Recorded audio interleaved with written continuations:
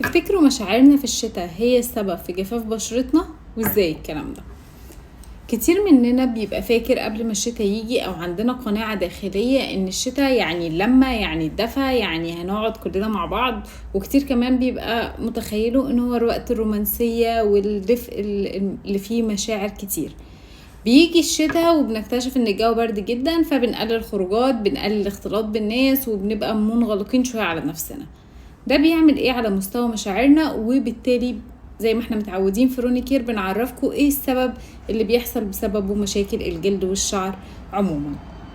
الجلد هو اكبر عضو في جسم الانسان، علشان كده لو اي مشاعر حسينا بيها على طول بتظهر على جلدنا. طب ايه علاقة كل الكلام اللي انتي بتقوليه ده بجفاف البشرة؟ هقول لكم.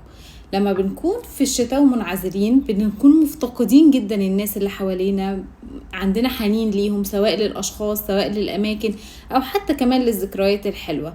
بالتالي لما بنكون في الحالة دي بيحصل لنا جفاف في بشرتنا، ده السبب الشعوري وراء جفاف البشرة.